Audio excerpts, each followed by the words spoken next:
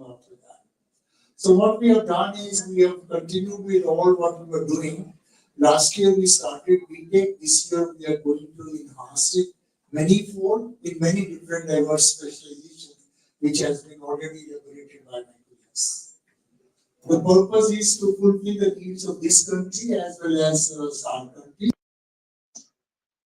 Then we are embarking on some very unique things. One of the science course which we intend to start, which Dr. Pankaj Jain has highlighted, we have observed during this last 1 or 2 decades, the students of science are compartmentalizing themselves very, very solidly. If I know physics, I only know physics. If I know only bio, I know only bio. And that is why most of the real problems of science are not being able to be attempted by these students. So we are making an experiment which has been talked all over the world. Many good universities in the world have it, and we are starting a interdisciplinary science program, starting with all the 4 main subjects of science, and then it will be tailor-made as per the requirement of the students. So it's a step towards what we call as design your own degree. The science student will be able to design his or her degree as he goes along. We make the base very broad, and then we pyramid is as per his or her wishes. That's an experiment which we'll be doing today, and I'm very, very hopeful that the type of good media support we got the last year, which has taken us to this point, because we would want to appreciate media support is equally necessary for all of us as the societal support. This will continue for this program. I have talked to most of the most eminent scientists in the country, and they all look forward to this with great enthusiasm.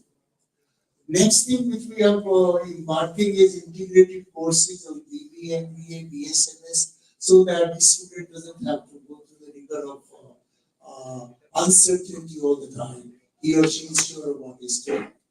Third thing which we are trying to make sure is that this university was crafted for all the SAARC countries, and interdisciplinary studies was our focus. We have set up a Center for Climate Change, Intervention and Sustainability. We are intending to start the first full-time course here in this center on MS in Climate Change and Sustainability. The curriculum is being designed by best of the experts, and the faculty which is intended to teach in this course comprise of former ambassadors, former secretaries, head of the United Nations Environmental Program will be a faculty, head of the Climate Change Advisor to the United States will be a faculty.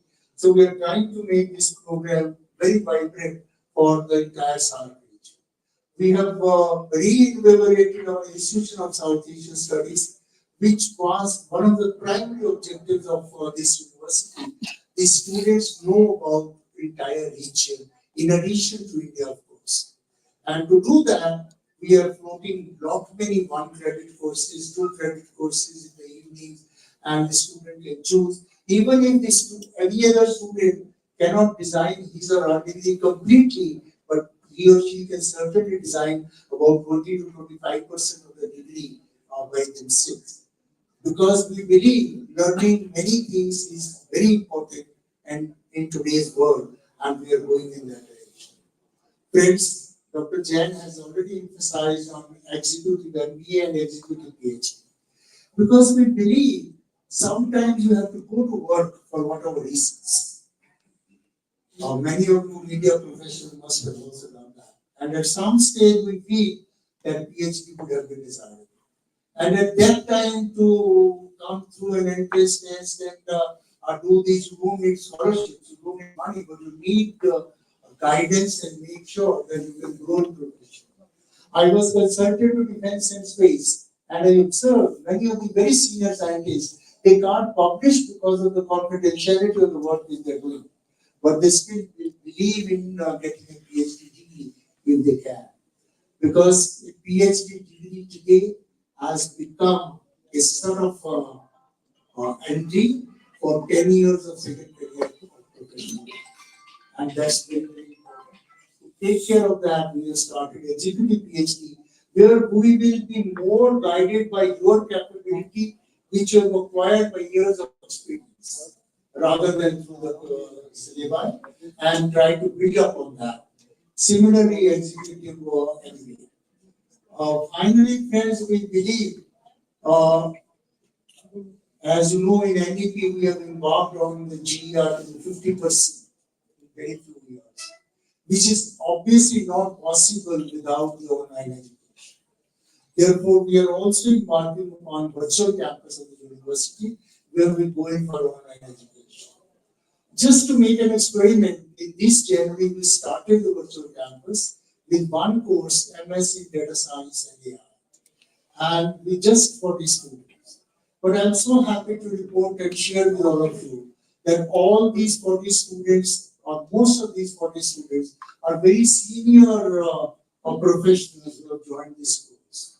When I was interacting with all the students of this virtual campus, I found a senior lady from Chicago is joining this course. She's staying next door to Indian Institute of Technology, University of Illinois, but she chooses SCU to enroll for this course.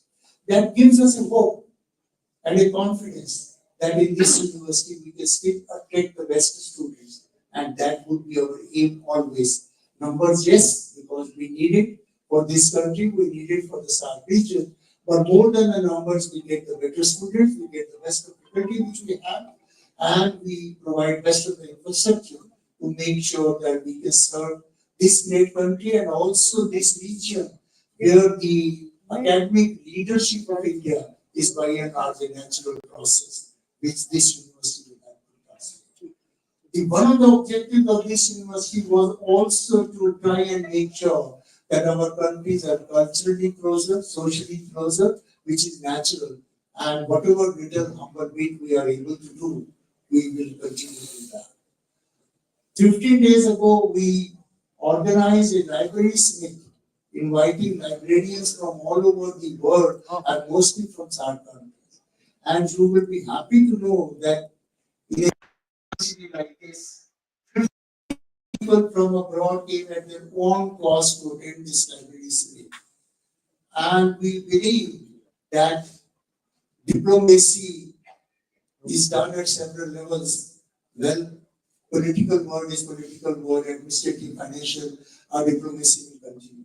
But as a university, let's take a lead in academic diplomacy, library diplomacy, conferences, so that we can bring the world closer together by academic enterprises rather than otherwise. In our Institution of South Asian Studies, we have a research advisory board comprising of the most eminent people from all the South countries, and it's going to be very, very active very soon. We'll continue to move ahead in that direction. Friends, I will be happy to share with you is on 7th of January, we had the governing board meeting here. It was so happy that all the members from all the countries came physically to attend the meeting. And this meeting could be held in very cordial environment, very important decisions taken. And if I see that, I'm sure we are in the right direction.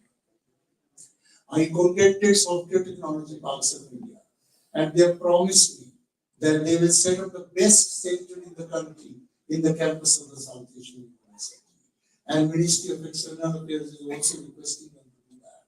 And that will give our students of BTech and management a lot of new ideas in entrepreneurship and innovation, which is the necessity for any education enterprise. I see some of you have been seeing me earlier in Ivy University also, and we like to take that journey much forward. Virtual campus has already been described what course we have. I'd like to just request you for one thing, that whenever you feel, any of you feel you have a new requirement because you talk to all the academic world or many universities, just feel free to let us know. We will certainly examine anything which comes from the society to make sure that we do that. I'm working with professional societies, the Institute of Engineers, Institute of Electronics and Telecom Engineers, and we are designing a diploma in cutting edge technologies, which we may launch very soon with the help of a professional engineer, Institute of Electronics and Telecom India. Because I believe universities are for students. Universities are also for a lot of continuing education to the professionals, a concept which has been much less in this country. We want to revive this, and continuing education has to go on. I remember when I was vice chancellor of IP University, I was addressing the doctors. I said when you give medicine to a patient, you say, एक लेना medicine expired to nahi. Have you made sure your knowledge is not expired? Because we don't bother about our knowledge shelf life. So we do a lot of continuing education to make sure that the university become relevant to the professionals to continue the work. So friends, these are some of the things which we are embarking